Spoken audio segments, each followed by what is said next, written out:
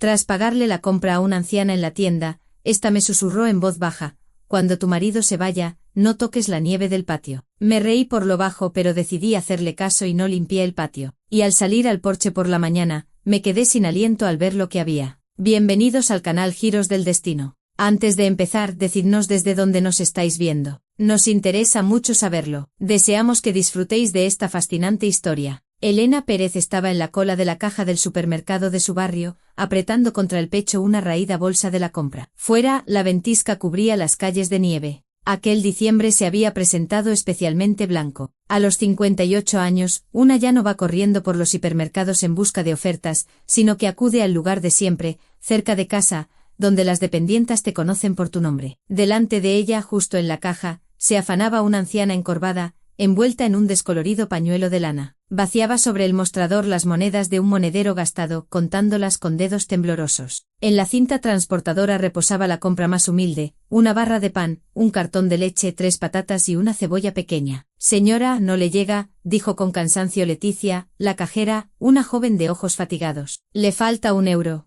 ¿Pero cómo es posible, hija?, balbuceó la anciana, desconcertada, volviendo a recontar las monedas. Si lo conté en casa, lo conté todo. Detrás de Elena, alguien suspiró con impaciencia. La cola crecía y la gente tenía prisa por llegar a casa y resguardarse del mal tiempo. Elena miró la figura encogida de la anciana, sus manos enrojecidas por el frío, su mísera compra, y algo se conmovió en su interior. ¿Cuántas veces había pasado de largo ante el dolor ajeno, fingiendo no verlo? ¿Cuántas veces había apartado la mirada para no enfrentarse a la necesidad de otro? Pero hoy, algo la impulsó a dar un paso al frente. Leticia, cóbrelo junto con lo mío. Elena extendió un billete de 20 euros por encima del hombro de la anciana. Yo pago. Oh, querida. ¿Pero qué haces?, se alarmó la anciana, volviéndose. No hace falta, ahora mismo quito algo. No se preocupe, señora, sonrió Elena con calidez. Es una tontería. No vale la pena ni mencionarlo. La anciana levantó la vista hacia ella, y Elena se estremeció involuntariamente ante su extraña y penetrante mirada. Sus ojos no eran los de una anciana, eran claros, profundos, como si vieran a través de uno, directamente en el alma. La mujer era pequeña y frágil, su rostro surcado por profundas arrugas, pero en aquellos ojos brillaba una fuerza inusual, una sabiduría ancestral. Gracias, hija. La anciana metió sus compras en una ajada bolsa de cuadros, y su voz temblaba de gratitud. Tu bondad no será olvidada, se te recompensará. Elena se encogió de hombros mientras pagaba sus propias cosas: un pollo para la sopa, verduras, pan y un par de latas de conservas. Víctor, su marido, se marchaba esa noche en un nuevo viaje de 1 semana, quizás 10 días. Tenía que prepararle comida para el camino y abastecerse ella misma para el tiempo que estaría ausente. 32 años de casada, y durante todo ese tiempo lo había despedido en sus viajes, esperado su regreso, cocinado, lavado, limpiado. La vida transcurría por un carril conocido, monótona y predecible. Ya había cogido las bolsas y se disponía a salir cuando sintió un toque inesperadamente fuerte en la manga de su abrigo gastado. La anciana estaba a su lado, aferrada al borde de la tela con sus dedos nudosos con tal fuerza que Elena ni siquiera pudo apartarse de inmediato. Escúchame con atención, hija, susurró acercándose tanto que Elena sintió su aliento. La anciana olía a naftalina, a hierbas secas y a algo más, indefinible y antiguo. Cuando tu marido se vaya esta noche, no toques la nieve del patio. ¿Me oyes? Por mucho que te lo pida, no la limpies hasta la mañana. Déjala que siga blanca e intacta. ¿Qué? Elena parpadeó confundida, intentando comprender el sentido de aquellas extrañas palabras. Que no toques la nieve hasta la mañana, repitió la anciana lentamente con claridad, como si grabara cada palabra en la mente de Elena. Sus dedos apretaban la manga aún más fuerte, casi hasta hacerle daño. Prométemelo, es muy importante. Tu vida depende de ello, créeme. Sí, está bien, aceptó Elena mecánicamente, liberando el brazo y retrocediendo un paso sin querer. El corazón le latía con fuerza, inquieta por aquella mirada fija, casi hipnótica. No la limpiaré, lo prometo. La anciana finalmente la soltó, asintió despacio como satisfecha con la promesa obtenida, y con una agilidad impropia de su edad, salió de la tienda y desapareció en el torbellino de nieve tras la puerta de cristal. Elena la siguió con la mirada y luego sacudió la cabeza, tratando de alejar la extraña sensación. Seguramente la pobre anciana no estaba bien de la cabeza. Daba pena la gente mayor, sola, pobre, viviendo en su propio mundo de fantasías y supersticiones. Quizás la necesidad y la soledad le habían confundido la mente, y por eso soltaba esas tonterías sobre la nieve y los maridos. En la calle un remolino de nieve la envolvió de inmediato. Los copos helados le golpeaban la cara. Se encogió, se arrebujó más en su vieja bufanda y caminó deprisa hacia la parada del autobús, donde ya se había congregado un pequeño grupo de gente aterida de frío. Vivían con Víctor en las afueras de la ciudad, en una zona de casas unifamiliares con grandes parcelas. La casa la había heredado de sus padres, una construcción antigua pero sólida, con gruesos muros, levantada en los años 70. Elena llevaba muchos años ocupándose de ella, había adecentado el huerto que antes estaba abandonado, plantado manzanos que ahora daban cosecha cada verano y cultivado rosales junto al porche y peonías a lo largo del camino. 32 años de casada, y la mayor parte de ellos, casi 30, los habían vivido en aquella casa que sentía como suya. En el autobús el ambiente era cargado, el espacio reducido y olía a ropa mojada. Elena se abrió paso hasta una ventana, apoyó la frente en el cristal frío y volvió a recordar las palabras de la extraña anciana. No toques la nieve. ¡Qué excentricidad! De verdad. Precisamente esa mañana, mientras desayunaba a toda prisa antes de salir, Víctor se había quejado de que había que limpiar el patio sin falta, que se habían acumulado ventisqueros considerables y los caminos estaban completamente cubiertos. Le había ordenado que se encargara de ello por la tarde para que los accesos estuvieran despejados, porque si no, no podría maniobrar con el coche. Y ahora una vieja desconocida y medio loca le susurraba cosas extrañas sobre la nieve. Una coincidencia tonta, nada más. La casa la recibió con las ventanas oscuras y vacías, y un frío helador. Víctor se había ido por la mañana a la base para preparar el camión para el viaje y no había encendido la estufa. Elena entró, se sacudió la nieve de las botas en el felpudo, se quitó el abrigo mojado y caminó descalza por el suelo frío hasta la cocina. Encendió la estufa de leña, puso la tetera al fuego y deshizo la compra, colocando todo cuidadosamente en su sitio, las verduras en la despensa, el pollo en la nevera, el pan en la panera. Cada movimiento era familiar, perfeccionado a lo largo de los años. La casa se fue calentando poco a poco. La leña crepitaba acogedoramente en la estufa y la tetera empezaba a silbar. Víctor debía volver sobre las 6 de la tarde para recoger sus cosas y la comida para el viaje. Elena se puso a cocinar con la misma metodicidad de siempre, limpió y troceó el pollo, lo puso a cocer para hacer un caldo sustancioso. Cortó verduras para la ensalada que a Víctor le gustaba llevarse y sacó del congelador unos filetes empanados que había preparado la semana anterior especialmente para su viaje. Él prefería la comida casera a la de los restaurantes de carretera, decía que en esos sitios solo había química y suciedad. Exactamente a las 6, la puerta de entrada se abrió de golpe, y el frío entró en la casa junto con Víctor. Entró con paso pesado, sacudiéndose la nieve de la chaqueta directamente sobre el suelo, sin prestar atención a los charcos. Era alto, de hombros anchos, con un rostro curtido y adusto, y unos ojos grises y fríos. 59 años, pero parecía fuerte y robusto, a pesar de llevar un cuarto de siglo al volante de un tráiler de varias toneladas. 25 años de carreteras, miles y miles de kilómetros por todo el país. ¿Y bien, lo tienes todo preparado?, preguntó en lugar de saludar, sin siquiera mirar a su mujer mientras se dirigía directamente a la cocina. Sí, Víctor, ahora te lo guardo. Elena ya había sacado los recipientes preparados y empezó a colocar con cuidado la sopa tibia, los filetes, la ensalada y el pan. Víctor se sentó a la mesa, se sirvió una taza de té de la vieja tetera de loza, le añadió 3 cucharadas de azúcar y guardó silencio, con la vista fija en la pantalla del móvil, tecleando algo rápidamente sin levantar la vista hacia Elena. Ella lo observó de reojo, aquel perfil familiar hasta el más mínimo detalle. ¿Cuándo había empezado aquel distanciamiento, aquel muro de hielo entre ellos? ¿1 año, 2, quizás 5 o 10? Antes, en los primeros años, volvía de sus viajes cansado pero contento, la abrazaba en el umbral, le contaba cosas del camino, de sus encuentros, bromeaba, reía. Ahora solo había silencio, solo irritación en cada movimiento, en cada mirada, como si ella no fuera su esposa, sino una sirvienta molesta. Limpia la nieve esta noche cuando oscurezca, soltó Víctor, sin apartar la vista del teléfono. Los caminos están completamente cubiertos y mañana puede nevar más. Víctor, ya es casi de noche. Y con esta ventisca, empezó a decir Elena,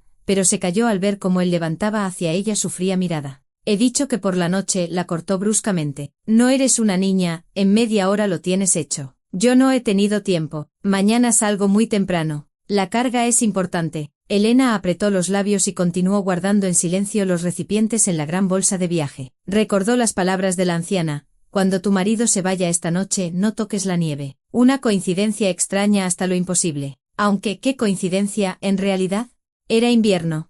Había que limpiar la nieve cada semana, o incluso más a menudo con un tiempo así. ¿A qué hora te vas exactamente?, preguntó en voz baja. Dentro de 1 hora, más o menos. La carga ya está lista y precintada. Todos los papeles están en regla y firmados. Víctor se bebió el té ya frío de un solo trago y se levantó pesadamente. Voy a darme una ducha, preparo mis cosas y me voy. Subió al dormitorio. Elena se quedó sola en la cocina, terminando lentamente la sopa fría que había preparado por la mañana. Fuera la ventisca aullaba y la nieve caía sin cesar en grandes copos. Se acercó a la ventana, apartó la cortina y miró al patio. La única farola junto a la cancela apenas se abría paso a través del espeso velo de nieve, iluminando los remolinos de copos. El camino hacia la puerta estaba, en efecto, casi completamente cubierto. Un ventisquero blanco le llegaba casi hasta la rodilla. Unos 40 minutos después Víctor bajó, ya vestido con su ropa de viaje y con una pesada bolsa al hombro. Elena le tendió la bolsa con la comida, envuelta en varias capas. ¿Llamarás cuando llegues a tu destino?, preguntó sabiendo que normalmente no llamaba, pero preguntando por costumbre. Sí, dijo él secamente cogiendo la bolsa sin siquiera mirarla a los ojos. Ni siquiera la besó para despedirse como siempre hacía antes, solo asintió brevemente. Mira, limpia la nieve sin falta, ¿me oyes? O volverá a cubrirse todo durante la noche y por la mañana no habrá quien pase. La puerta se cerró con un golpe sordo. Elena oyó cómo arrancaba su viejo todoterreno y se alejaba por la calle nevada. El sonido del motor se fue apagando en la distancia. Se sentó a la mesa de la cocina, abrazando con las manos la taza de té frío. Se hizo el silencio un vacío y una inquietud extraña en el alma, sin saber por qué. Las palabras de la anciana volvieron a su memoria, claras e insistentes. No toques la nieve. Elena sacudió la cabeza, intentando ahuyentar esos pensamientos. ¡Qué tontería! Supersticiones de viejas. Pero algo la retenía, le impedía abrigarse y salir a limpiar el patio como le había ordenado Víctor. El cansancio la abrumó de repente, como si le hubieran echado un saco de arena sobre los hombros. El día había sido largo y agotador. Le dolían las piernas y la espalda del trabajo doméstico. Además, se había desatado tal ventisca que, de todos modos, durante la noche volvería a cubrirlo todo. ¿Qué sentido tenía esforzarse ahora? Decidido. No iba a salir con ese frío glacial a mover la pala. Por la mañana vería qué hacer, si realmente era necesario. Víctor ya estaba lejos, no la vería, no se enteraría, y si acaso podría culpar a la ventisca, decir que no tenía sentido limpiar con ese tiempo. Elena subió al dormitorio, se puso un camisón viejo y cálido y una bata suave, y se tumbó en la cama con un libro gastado que había empezado a leer hacía una semana. Pero no conseguía concentrarse. Las letras se desdibujaban ante sus ojos y los pensamientos se enredaban, volviendo una y otra vez al extraño encuentro en la tienda. ¿Quién era aquella misteriosa anciana? ¿Por qué le había hablado precisamente de la nieve del patio? ¿Y por qué con tanta insistencia, con tanta seriedad, mirándola a los ojos de esa manera penetrante, como si la estuviera advirtiendo de algo terrible e inevitable? Fuera el vendaval seguía aullando. La casa crujía bajo las fuertes ráfagas de viento. Elena se levantó, se acercó a la ventana del dormitorio y miró hacia afuera. El patio estaba sumido en una oscuridad total. Solo la débil luz amarillenta de la única farola junto a la cancela arrancaba de la penumbra los densos copos de nieve que giraban en el aire. El camino había desaparecido por completo bajo un grueso manto blanco. La cancela, el porche, los rosales, todo estaba cubierto hasta quedar irreconocible. Una extraña sensación de inquietud se apoderó de ella, oprimiéndole el pecho. Como si algo tuviera que suceder esa noche. Algo importante, decisivo, de lo que no podía desentenderse. Elena volvió a la cama, se metió bajo el edredón y se lo subió hasta la barbilla. No tenía ganas de dormir, a pesar del cansancio. Permaneció tumbada, escuchando el aullido del viento invernal y sin poder librarse de la creciente ansiedad que le encogía el corazón. El viejo reloj de la mesita de noche marcaba las 11 con su tic-tac monótono. Víctor ya estaría lejos, corriendo por la carretera nocturna y nevada, escuchando la radio, bebiendo café fuerte del termo, pensando en sus cosas. ¿En qué pensaría últimamente? Se lo preguntaba. Hacía meses, años, que apenas hablaban. Él llegaba, dormía para recuperarse del viaje, comía algo sin mirar, volvía a hacer las maletas y se iba. Vivían como dos extraños bajo el mismo techo, unidos solo por un sello en el libro de familia. ¿Cuándo había ocurrido exactamente? Elena repasó mentalmente los últimos años de su vida en común. Quizás todo empezó después de que ella no pudiera tener hijos. Pero eso había sido hacía mucho tiempo, al principio de su matrimonio, hacía más de 30 años. Entonces Víctor pareció consolarla, dijo las palabras correctas, que vivirían bien los dos solos, que la felicidad no estaba en los hijos. O quizás fue por su grave enfermedad de hacía 3 años, la operación, la larga y dolorosa recuperación. Víctor se había vuelto entonces especialmente distante, frío, como si ella se hubiera convertido en una carga para él. O simplemente se había cansado de ella, de su vida monótona, de esa casa vieja, de su rostro envejecido, de todo. Elena cerró los ojos, tratando de alejar los pensamientos pesados y opresivos. Mañana sería otro día. Quizás todo era producto de su cansancio y su soledad. Melancolía invernal. Eso era todo. Tenía que recomponerse, ocuparse de algo útil. Cuando Víctor volviera en una semana, le prepararía algo especial, algo delicioso. Se sentarían y hablarían como es debido, de corazón a corazón. Hacía mucho que no hablaban de verdad.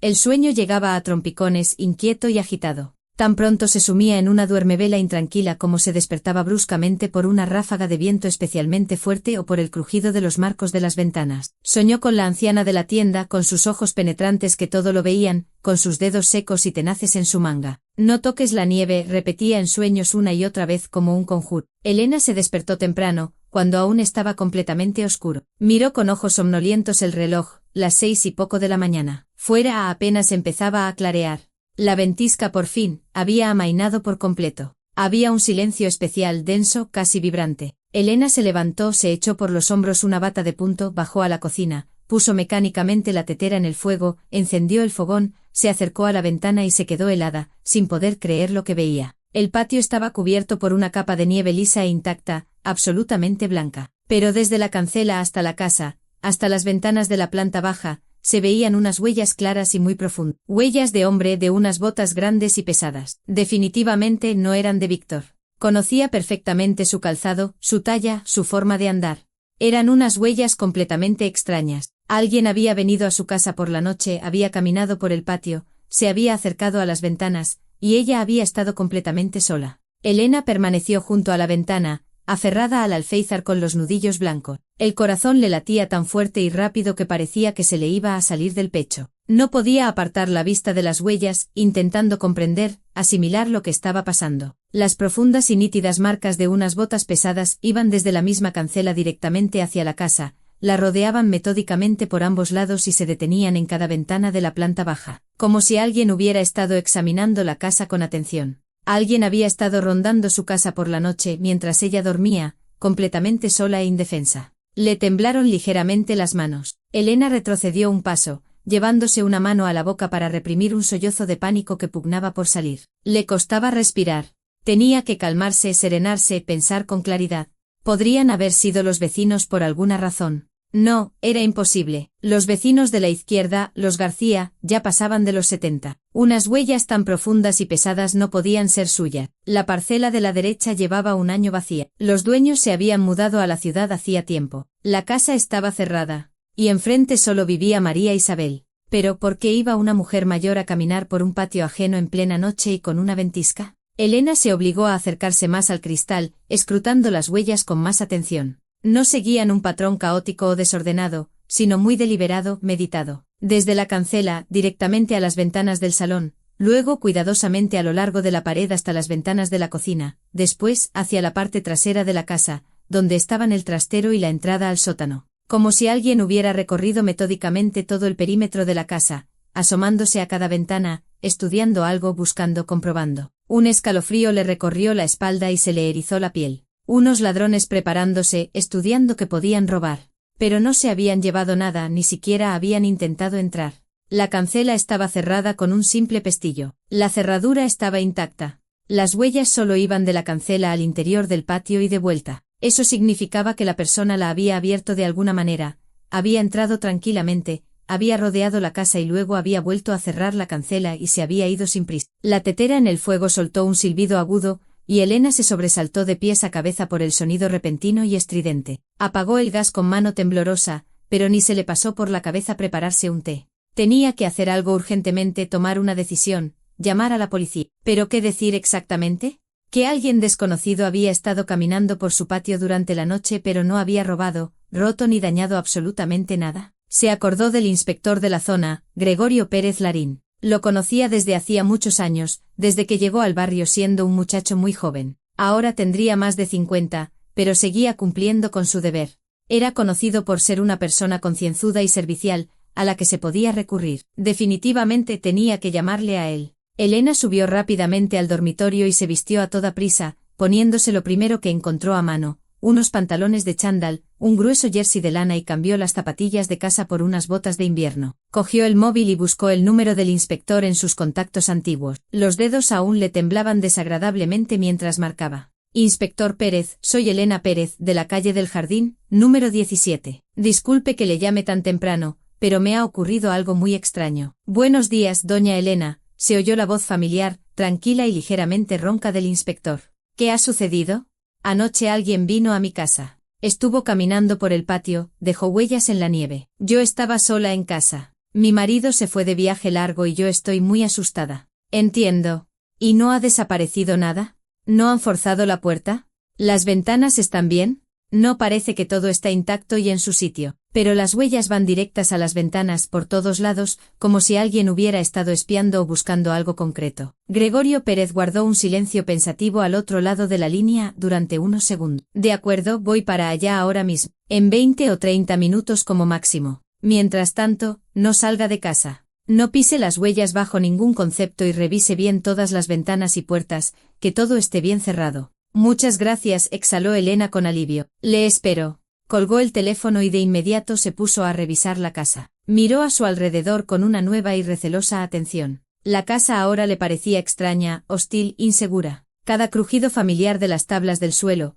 cada susurro tras la ventana la hacía sobresaltarse y mirar a su alrededor con nerviosismo. Elena recorrió metódicamente todas las habitaciones de la planta baja, comprobando las ventanas con esmero. Todas estaban firmemente cerradas con sus pestillos. No había ni el más mínimo rastro de un intento de forzarlas. La puerta de entrada estaba cerrada con 2 vueltas de llave y la cadena puesta, exactamente como la había dejado antes de acostarse. Aparentemente todo estaba en perfecto orden, pero eso, lejos de tranquilizarla, la inquietaba aún más. Volvió como atraída por un imán, a la ventana de la cocina, escudriñando de nuevo las huellas. Ahora, con la luz más clara de la mañana, se veían con mayor nitidez, aún más amenazadoras. Muy grandes, muy profundas. La distancia entre los pasos era bastante amplia, sin duda, un hombre. Alto, pesado, de complexión fuerte. Caminaba sin prisa, con total seguridad y calma. Sabía exactamente lo que hacía y a qué había venido. Los 20 minutos se le hicieron eternos, insoportablemente largos, como si fueran horas. Elena estaba sentada en la cocina,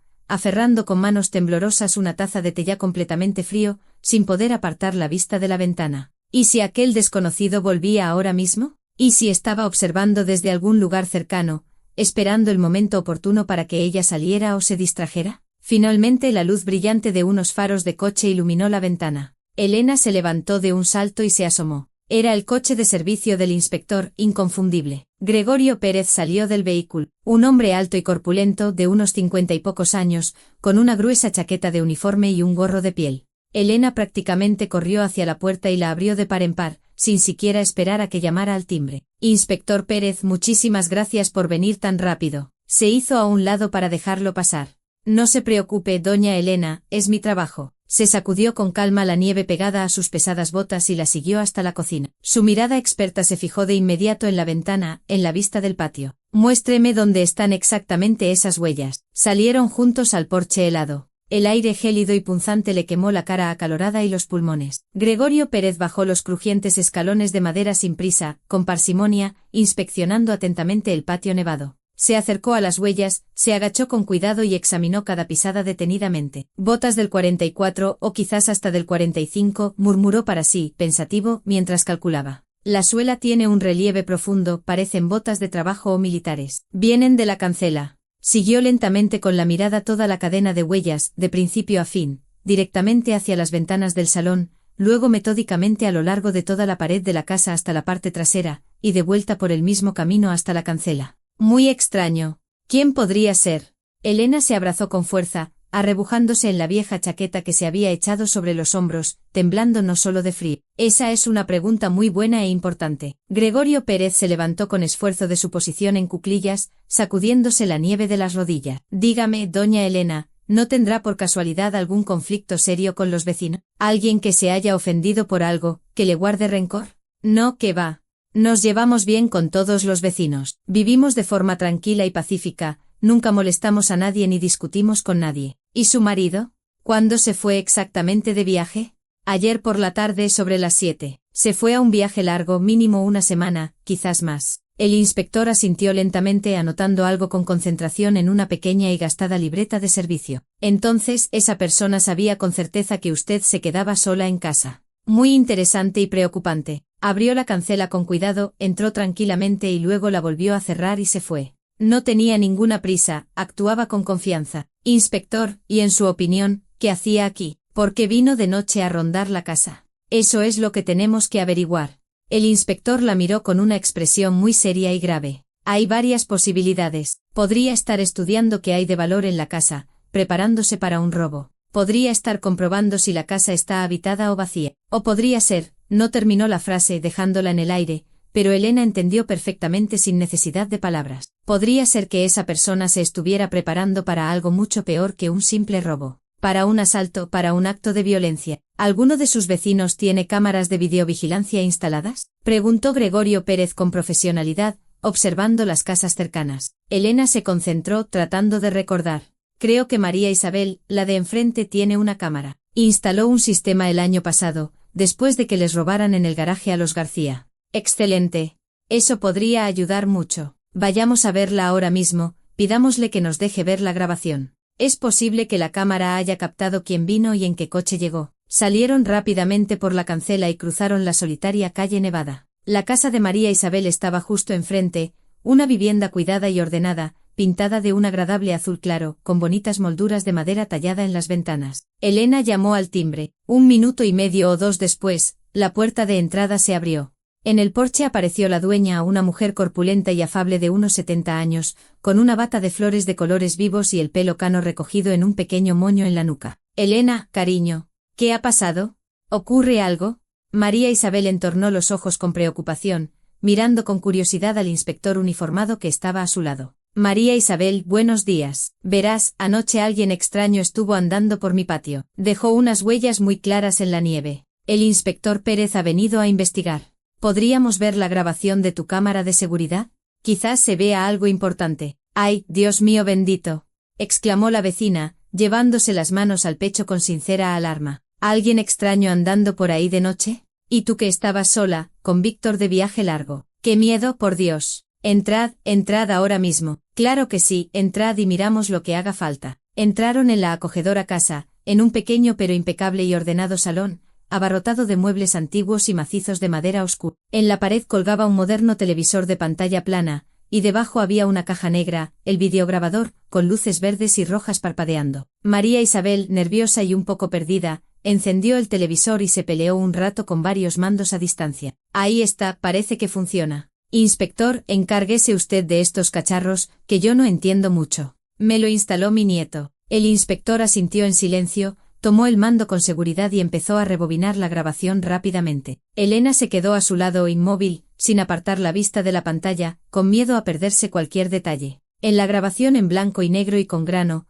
se veía con claridad la calle frente a la casa de María Isabel, la casa de Elena enfrente, la cancela de su patio y parte del mismo. Dice que su marido se fue sobre las 7 de la tarde, ¿verdad?, aclaró Gregorio Pérez, sin apartar la vista de la pantalla. Sí, sobre las 7, quizás un poco más tarde. Rebobinó rápidamente la grabación hasta las 8 de la tarde y la puso a velocidad normal. La calidad de la imagen no era la mejor, granulada, en blanco y negro, y borrosa en algunas partes por la nieve que caía, pero en general se podía distinguir lo que ocurría. La calle estaba completamente vacía, desierta, la nieve caía en una densa cortina y la visibilidad era muy mala. El tiempo en la grabación avanzaba lentamente, las 9 de la noche, las 10, las 11. Miren aquí con atención. Gregorio Pérez señaló con su dedo grueso la pantalla. Faltaban 15 minutos para las 12 de la noche. En la calle desierta apareció de repente un coche desconocido. Un turismo normal, de color oscuro. Se acercó lentamente sin prisa, y se detuvo con cuidado justo enfrente de la casa de Elena. Del coche bajó también sin prisa un hombre alto con una chaqueta oscura y voluminosa y un gorro de punto calado hasta las cejas. Era imposible distinguirle la cara en esa grabación. Miró a su alrededor con calma, como comprobando si había testigos, y luego abrió con seguridad la cancela del patio de Elena y desapareció tras ella, perdiéndose en la oscuridad. Dios mío, ampárame, susurró Elena, sintiendo cómo se le helaba todo por dentro y le flaqueaban las piernas. Unos 10 o 12 minutos después, el hombre reapareció en la imagen. Salió del patio de Elena con la misma calma, cerró metódicamente la cancela con el pestillo, se subió a su coche y se fue lentamente sin prisas, desapareciendo al girar la esquina. Congela la imagen, ordenó Gregorio Pérez brevemente pulsando la pausa. Rebobinó un poco y detuvo la imagen en el momento en que el coche se veía mejor. Ahí está la matrícula. Se ve mal por la nieve y la oscuridad, pero creo que se pueden distinguir algunas cifras. Y aquí, en la puerta lateral del coche, es el logotipo de alguna empresa. Una inscripción. Elena entornó los ojos, esforzándose por ver la imagen borrosa y poco nítida de la pantalla. En el lateral del coche efectivamente había algo claro dibujado, una inscripción grande, un emblema. Parece un coche de empresa, de alguna compañía, murmuró el inspector pensativo. No es un particular. Una organización, una empresa seria. ¿Y si son tasadores de una agencia inmobiliaria? Intervino de repente María Isabel, que había permanecido todo el tiempo a su lado, observando atentamente la escena con las manos apretadas contra su pecho. ¿De una agencia inmobiliaria? Elena se volvió bruscamente hacia su vecina, sin entender. ¿Qué tasadores, María Isabel? ¿Para qué iban a venir tasadores? Pues no sé la verdad. A lo mejor alguien va a vender la casa. Y están haciendo la tasación. La vecina se interrumpió a media palabra al ver el rostro de Elena, pálido y paralizado. Ay, Elena, perdóname, vieja tonta de mí. Seguramente he dicho una tontería. Pero Gregorio Pérez, como un sabueso experimentado, ya se había puesto en alerta. María Isabel, ¿y por qué ha pensado usted precisamente en una agencia inmobiliaria? Pues una asociación de ideas, dijo la vecina, algo avergonzada y titubeante. Es que el mes pasado vino a mi casa un tasador de una agencia, cuando estaba buscando y comprando el piso de mi hija en la ciudad. Y también vino tarde por la noche. No tenía tiempo durante el día. Y llegó en un coche de empresa exactamente igual, con un logotipo grande y llamativo de la agencia en el lateral. Me ha parecido muy similar. El inspector amplió aún más la imagen del coche en la pantalla, tanto como la calidad de la grabación lo permitía. La inscripción en la puerta lateral se leía muy mal por la distancia y la oscuridad, era borrosa, pero la primera palabra se podía distinguir, parecía decir hogar. Hogar y algo más, lo anotó rápidamente en su libreta. Hay que comprobar urgentemente todas las agencias inmobiliarias de nuestra ciudad y provincia, averiguar quién tiene coches de empresa con distintivos similares. Elena guardaba silencio sin encontrar las palabras. Una idea descabellada, increíble, le daba vueltas en la cabeza, una idea que le provocaba náusea. Un tasador de una agencia inmobiliaria había venido de noche a inspeccionar su casa. ¿Pero quién podía haber llamado a ese tasador? La casa estaba a su nombre, exclusivamente a su nombre. Jamás había dado permisos ni poderes a nadie. Ella no tenía ninguna intención de vender nada. Era su única casa. Doña Elena, Gregorio Pérez le puso una mano pesada pero firme en el hombro. No le habrá dado a nadie un poder notarial oficial sobre su casa, para venderla, para tramitar algún documento o transacción. No, claro que no. Sacudió la cabeza con rotundidad. Ni siquiera se me ha pasado por la cabeza venderla. Es mi casa. He vivido aquí toda mi vida. ¿Y su marido, Víctor? Él podría. Elena sintió que el suelo se hundía bajo sus pies. Se quedó inmóvil. Víctor, pero él no puede hacer nada sin mi conocimiento y consentimiento. La casa está registrada exclusivamente a mi nombre. En teoría, efectivamente no puede ni debe, convino el inspector, hablando despacio y con pausa. Pero en la práctica, por desgracia, ocurren todo tipo de situaciones desagradables, estafas, falsificación de firmas y documentos. Vamos a comprobar las agencias inmobiliarias de toda la zona. Si realmente era un tasador de alguna agencia, averiguaremos a fondo quién encargó esa tasación nocturna de su casa. Al mediodía, estaban sentados en la oficina de la agencia inmobiliaria Inmo Hogar, en el centro de la ciudad. Gregorio Pérez, a través de la base de datos de vehículos, había encontrado 3 agencias con logotipos similares, las había llamado y en la tercera le habían confirmado, sí, su tasador había estado ayer por la tarde en la calle del Jardín. El director de la agencia, Ignacio Vargas, un hombre de unos 40 años con un traje caro, los recibió con una amabilidad forzada que apenas ocultaba su nerviosismo. Siéntense, por favor. Señaló un sillón de cuero frente a su escritorio. ¿En qué puedo ayudarles? Ayer, un empleado suyo estuvo en la dirección calle del Jardín, 17, empezó Gregorio Pérez, sacando su placa. Estaba tasando una casa. Nos gustaría conocer los detalles. Calle del Jardín, 17, Vargas frunció el ceño, abrió una carpeta sobre la mesa y la hojeó. Sí, exacto. Un encargo para la tasación de una casa unifamiliar con parcela. ¿Cuál es el problema? El problema, Elena se inclinó hacia adelante intentando hablar con calma aunque le temblaban las manos, es que esa casa es mía, y yo no he llamado a nadie para que la tase. El director enarcó las cejas. ¿Cómo dice? El encargo está a nombre del propietario. Miren, desplegó la carpeta y les mostró un documento. Víctor Pérez, solicitante. Propietaria, Elena Pérez. Hay un poder notarial de la propietaria. ¿Qué poder? La voz de Elena se quebró. Yo no he dado ningún poder. Vargas parpadeó desconcertado, volvió a rebuscar en la carpeta y sacó otra hoja. Aquí está. Poder notarial de Elena Pérez a favor de su cónyuge para representarla en transacciones inmobiliarias. Certificado ante notario. Le extendió el documento. Elena lo agarró y clavó los ojos en él. Su nombre y sus datos del DNI, su dirección, todo correcto. Abajo una firma. Su firma. Pero ella no había firmado eso. Nunca. Es una falsificación, susurró, sintiendo que la habitación empezaba a dar vueltas a su alrededor. Yo no he firmado esto. Gregorio Pérez le quitó el documento y lo examinó atentamente. Señor Vargas, ¿cuándo le trajeron este poder? Hace una semana. Vino Víctor Pérez en persona, dijo que quería vender la casa y pidió que hiciéramos una tasación. Lo tramitamos todo, acordamos una visita. Dijo que su mujer estaba al tanto, pero que no tenía tiempo para ocuparse de ello y se lo había delegado a él. ¿Y no comprobaron la autenticidad del poder? El inspector miró al director con dureza. Pero tiene el sello del notario. Todo como debe ser. Vargas se removió incómodo en su silla. No estamos obligados a verificar cada poder a través de la notaría. No es nuestro. Muéstreme toda la correspondencia con el solicitante, lo interrumpió Gregorio Pérez. Todo lo que tengan. Documentos, contratos, correos electrónicos. El director asintió y empezó a buscar en el ordenador. Elena estaba sentada, con la mirada perdida en un put. La cabeza le zumbaba. Víctor, su marido, había falsificado su firma. Quería vender la casa. Su casa. Sin decirle una palabra. Miren, dijo Vargas girando el monitor.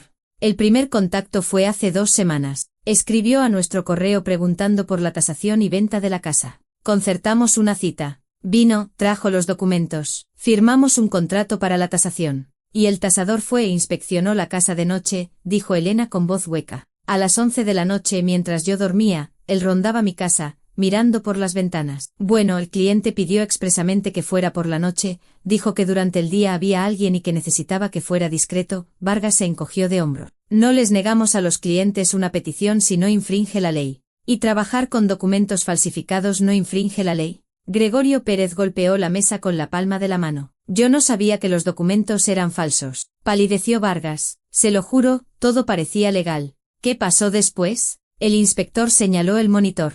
Después de la tasación. Después de la tasación, redactamos un informe. La casa se valoró en 180.000 euros. El señor Pérez estuvo de acuerdo con la suma y nos pidió que encontráramos un comprador. Publicamos el anuncio. ¿Cuándo? Interrumpió Elena. Esta mañana. Y ya ha respondido un comprador, una persona seria, dispuesta a pagar al contado. Hemos concertado una cita para pasado mañana para firmar el contrato de arras. Elena se cubrió la cara con las manos. Pasado mañana, 2 días más y la casa se habría vendido. Su casa, donde había vivido más de 30 años. ¿Dónde está ese comprador ahora? Preguntó Gregorio Pérez. No lo sé. Llamó, dejó un número y dijo que tenía el dinero preparado y que le interesaba una transacción rápida. Entendido. El inspector anotó el número de teléfono. Señor Vargas, la transacción tendrá que cancelarse. Se va a abrir una investigación penal por estafa y falsificación de documentos. Pero nosotros no tenemos nada que ver, se levantó Vargas de un salto. Hemos actuado de buena fe, nos han engañado. Ya lo aclararemos. De momento entrégueme todos los documentos, copias de la correspondencia y los datos de contacto de su tasador. Media hora después, salieron de la agencia. Elena caminaba como en un sueño, sin sentir las piernas. Gregorio Pérez la sostenía del codo. Doña Elena, necesita sentarse. Allí hay una cafetería. Entremos. Se sentaron en una mesa junto a la ventana. El inspector le pidió un té con azúcar y para él un café. Elena abrazó la taza caliente con las manos, pero no conseguía entrar en calor. El frío que sentía era interno, glacial, penetrante. ¿Por qué? Susurró. ¿Por qué ha hecho algo así? Gregorio Pérez suspiró y bebió un sorbo de café. Por dinero, doña Elena. 180.000 euros no es una suma pequeña. Seguramente los necesitaba con urgencia, o decidió empezar una nueva vida. A veces pasa. Pero es una traición. Llevamos 32 años juntos. Y cosas peores se han visto. El inspector negó con la cabeza. En mis años de trabajo he visto de todo. La gente cambia, o simplemente muestra su verdadera cara. Elena bebió un sorbo de té. El líquido caliente y dulce la reanimó un poco, le aclaró las ideas. ¿Y ahora qué hago? Ahora iremos a la comisaría, pondrá una denuncia. Ya he llamado. Abrirán un caso. Citaremos a su marido a declarar. Se ordenará un peritaje de la firma. Comprobaremos lo del notario. Si demostramos que es una falsificación, y lo demostraremos, se enfrenta a una pena de prisión. Estafa a gran escala. Una pena de prisión, repitió Elena. Era extraño oír eso. Su marido, con quien había vivido media vida, podía acabar en la cárcel. ¿Y la casa? ¿Seguirá siendo mía? Por supuesto. La transacción es nula. Los documentos son falsos. La casa es suya y nadie se la va a quitar. Elena asintió. Pasaron varias horas en la comisaría. Escribió la denuncia, dio explicaciones, respondió a preguntas. Gregorio Pérez relató detalladamente lo de las huellas, la grabación de la cámara, la agencia. La inspectora, una mujer joven con cara de cansada, lo anotaba todo, asintiendo. Citaremos a su cónyuge con una orden judicial, dijo al final. ¿Cuándo vuelve de su viaje? Debería estar de vuelta en una semana, pero podría llamarle y decirle que vuelva antes. No lo haga, la inspectora negó con la cabeza. No le avise. Que piense que todo sigue según lo planeado. Así será más fácil detenerlo. Elena asintió y salió a la calle. Ya estaba anocheciendo. Invierno, diciembre, días cortos. Gregorio Pérez la acompañó hasta la parada del autobús. Aguante, le dijo a modo de despedida. Sé que es duro ahora, pero ha hecho lo correcto. Estas cosas no se pueden dejar pasar. Gracias, Elena le estrechó la mano. Si no fuera por usted. Va, es mi trabajo, hizo un gesto con la mano. Y dele las gracias a esa anciana que le advirtió sobre la nieve. Un milagro de verdad. Elena se subió al autobús y apoyó la frente en el cristal frío. La anciana. ¿Cómo lo sabía? ¿De dónde? Recordó sus ojos penetrantes que veían a través de todo, sus dedos secos en la manga, sus palabras, cuando tu marido se vaya, no toques la nieve. Si Elena hubiera limpiado la nieve esa tarde como le ordenó Víctor, las huellas no se habrían visto. Nunca habría sabido que alguien había venido. Por la mañana habría nevado de nuevo y todo se habría cubierto. Y ella habría seguido viviendo, sin sospechar que estaban vendiendo su casa a sus espaldas. Y en 2 días Víctor habría llegado o llamado, diciendo que la casa estaba vendida, o no habría dicho nada, simplemente habría desaparecido con el dinero. ¿Y qué habría podido hacer ella? Demostrar algo habría sido casi imposible si la transacción ya se hubiera completado. En casa Elena se desvistió, fue a la cocina, se sentó junto a la ventana y miró el patio, las huellas que la nueva nieve ya empezaba a cubrir ligeramente. Debería comer algo pero no tenía ganas. Le daban náuseas los pensamientos, la traición, la facilidad con la que Víctor había decidido engañarla. 32 años. Le había cocinado, lavado la ropa, esperado de sus viajes. Cuando estuvo enferma, él estuvo a su lado, pero de una forma fría, distante. Ella pensaba que era su carácter, que el trabajo lo había agotado, pero él simplemente estaba esperando el momento para deshacerse de ella, vender la casa, coger el dinero y empezar una nueva vida. Quizás tenía a alguien desde hacía tiempo, otra mujer joven, guapa, y soñaba con escapar con ella, y su esposa era un estorbo. Las lágrimas rodaron por sus mejillas. Elena no las contuvo, se quedó sentada, llorando, mirando la oscuridad tras la ventana. Lloraba no por su marido, sino por sí misma, por los años perdidos, por el hecho de que había pasado su vida con un hombre que al final resultó ser un extraño, por el hecho de que a los 58 años se había quedado sola, con el corazón roto y una traición en la memoria. El teléfono sonó. En la pantalla apareció Víctor. Elena miró la llamada durante un rato y luego la rechazó. Un minuto después llegó un mensaje: ¿Cómo estás? He llegado bien. Hablamos mañana. Seco, breve como siempre. No respondió. Pasó la noche en vela. Tumbada en la cama, miraba al techo, repasando en su memoria todo lo que había habido entre ellos. Buscaba el momento en que todo se rompió. O quizás ya estaba roto desde el principio. Quizás nunca la quiso. Se casó por interés. Necesitaba una casa. Una mujer que se ocupara de la casa. Y ahora había decidido que ya era suficiente, que era hora de coger lo que pudiera y marcharse. Por la mañana se levantó destrozada, con los ojos hinchados. Se miró en el espejo, un rostro extraño. Mechones grises en el pelo, arrugas, cansancio. Se había vuelto vieja, fea. ¿Sería por eso que decidió deshacerse de ella? No, basta ya. Elena se enderezó, mirando su reflejo. Basta de compadecerse y de justificarlo. Es un delincuente. Quería robarle, dejarla en la calle, y ella no se lo iba a permitir. Se vistió, bajó a la cocina, se preparó el desayuno y se obligó a comer. Luego cogió el teléfono y llamó al abogado que Víctor había contratado una vez para unos trámites. Le explicó la situación y le pidió ayuda con el divorcio. Venga mañana, lo arreglaremos todo, dijo el abogado. Y hace bien en actuar de inmediato. Estas cosas no se pueden perdonar. Elena colgó. Divorcio. Una palabra extraña. Nunca pensó que la pronunciaría. Siempre creyó que estarían juntos hasta el final, como los padres de él, como sus padres, para toda la vida. Y resultó que solo era hasta que él se cansara. 2 días después, llamó Gregorio Pérez. Doña Elena, su marido ha vuelto. Lo hemos detenido esta mañana cuando llegaba al trabajo. Ahora mismo lo están interrogando. ¿Quiere estar presente? No, respondió ella con firmeza. No quiero verlo. Lo entiendo. Entonces le digo lo principal. Lo ha confesado todo. Dice que se metió en deudas por las máquinas tragaperras. Perdió una gran suma y los acreedores lo amenazaban. Decidió vender la casa. Pensó que usted no se enteraría hasta que fuera demasiado tarde. ¿Y ahora qué? El caso pasa al juzgado. Teniendo en cuenta la confesión y que la venta no se realizó, lo más probable es que le den una condena condicional o una pena corta. Además de una indemnización para usted por daños morales. De acuerdo, gracias. Elena colgó.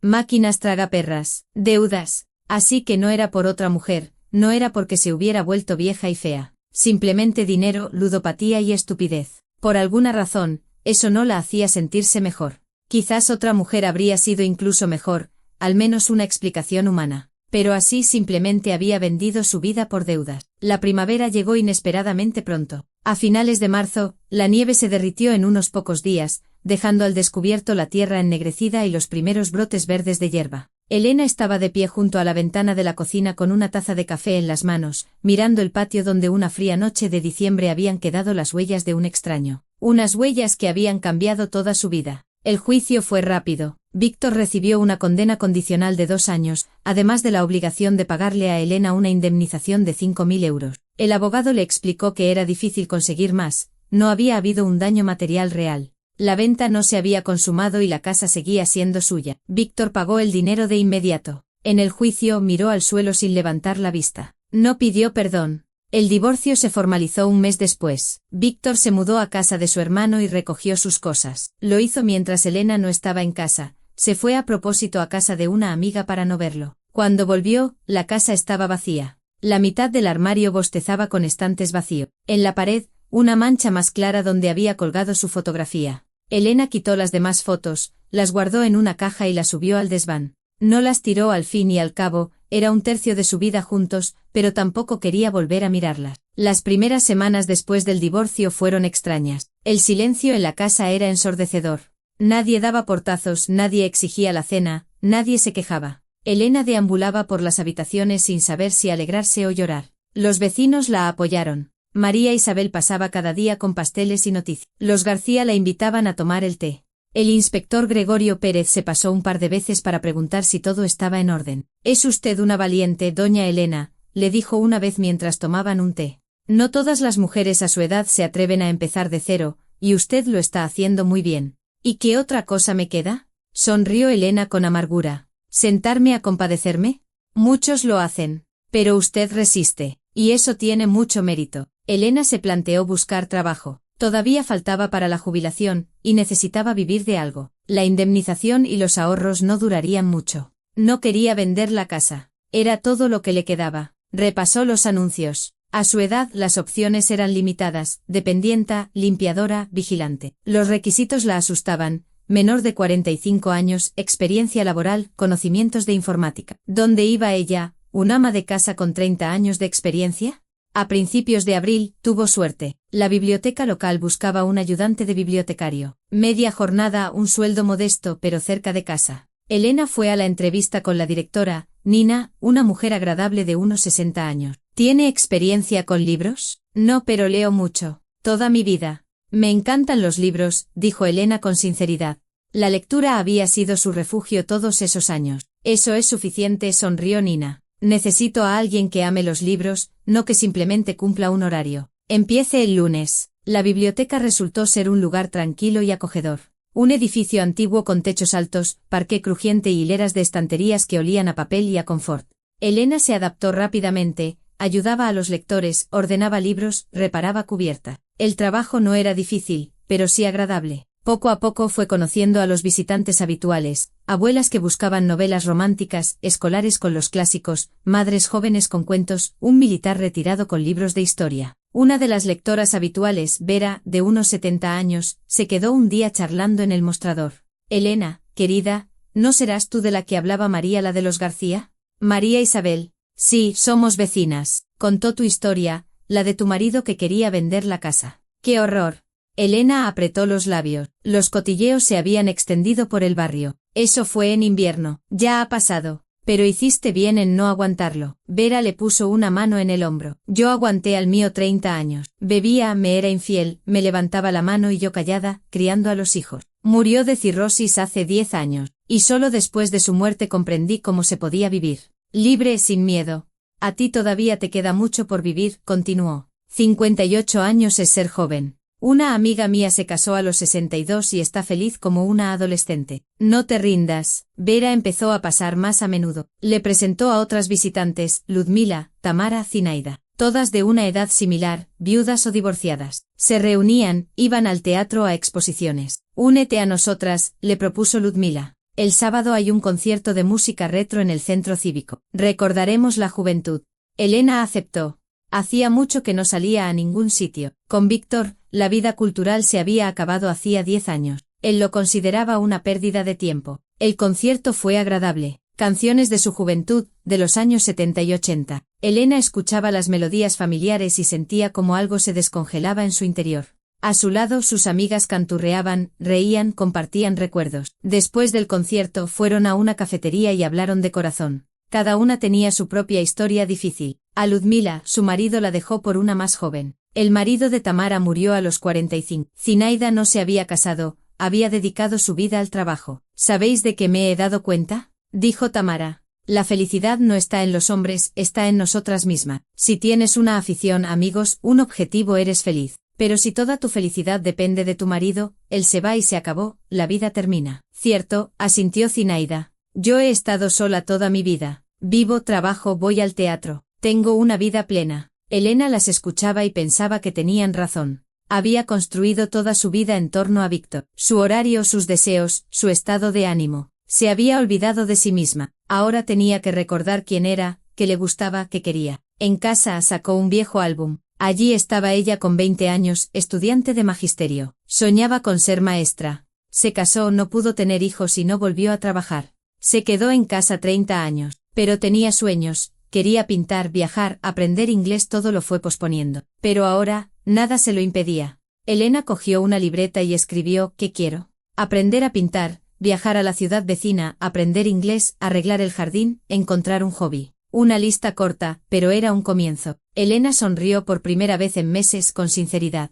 Al día siguiente se apuntó a un curso de dibujo en el centro cívico. Las clases eran los martes y jueves, justo en sus días libres. La profesora, Alina, la recibió amablemente. Nunca es tarde para empezar, le dijo. Lo importante es tener ganas. Las primeras clases fueron difíciles. La mano no le obedecía, las líneas salían torcidas. Pero Elena no se rindió, llegaba a casa y practicaba. A finales de abril, pintó su primer bodegón, manzanas en un jarrón. Lo colgó en la cocina y cada vez que lo miraba, sentía orgullo. En mayo se atrevió a hacer un viaje. Se tomó unos días libres, compró un billete a la capital de la provincia, visitó museos, hizo fotos, se sintió libre y feliz. Al volver, sintió una nueva energía. La vida continuaba. Había comenzado de nuevo sin engaños, sin frialdad. Una tarde de principios de junio, Elena estaba sentada en el porche con una taza de té. Olía a lilas en flor, había plantado 3 arbustos en primavera. María Isabel se acercó a la cancela. Elena, ¿puedo? Claro, pasa. La vecina se sentó a su lado. Quería preguntarte, ¿te acuerdas de aquella anciana que te habló de la nieve? Elena se estremeció. ¿Cómo olvidarla? Me acuerdo. ¿Por qué? He intentado encontrarla. ¿Te ayudó, sabes? He preguntado en la tienda. Nadie la conoce. Leticia dice que estuvo una vez y no la ha vuelto a ver. Qué raro, dijo Elena, pensativa. Yo también he pensado en ella. ¿Quizás fue un ángel de la guarda? ¿Y cómo sabía lo de la nieve? María Isabel bajó la voz. Elena sonrió. No lo sé. Quizás intuición, o experiencia de vida. O quizás fue el destino. La vecina suspiró. Tú le pagaste la compra, hiciste una buena obra. Y ella te lo devolvió. Es justo. Elena guardó silencio mirando el atardecer. Quizás fuera así. El bien engendra el bien. Ella ayudó a la anciana. La anciana la ayudó a ella. Sabes, María Isabel, dijo en voz baja, le estoy muy agradecida. Si no fuera por ella, seguiría viviendo sin saber la verdad. Fue doloroso, humillante, pero me liberé de la mentira, del frío, y ahora vivo de verdad. Por primera vez en muchos años, María Isabel la abrazó. Eres una valiente, Elena, no te derrumbaste. Muchas se habrían hundido en una depresión, pero tú te levantaste y seguiste adelante. Estoy orgullosa de ti. Se quedaron sentadas hasta que oscureció. Luego la vecina se fue y Elena se quedó sola. Miraba las estrellas, escuchaba el silencio. Pensaba que la vida era impredecible. Nunca se sabe lo que traerá el mañana. Pero eso ya no le daba miedo. Recordó las palabras de la anciana. No toques la nieve. Una frase tan simple, y cómo lo había cambiado todo. Elena le dio las gracias mentalmente a aquella mujer desconocida. Gracias por la verdad. Gracias por la salvación. Gracias por la oportunidad de empezar de nuevo. Y por la mañana, se despertó con nuevos planes. Apuntarse a inglés, plantar un nuevo parterre, seguir viviendo. La vida continuaba. Una vida nueva, suya, auténtica. Y Elena estaba preparada para vivirla. Gracias por haber escuchado esta historia. Esto ha sido Giros del Destino. Disculpen si ha habido algún error. Escribid en los comentarios qué os ha parecido. Si os ha gustado, suscribíos al canal.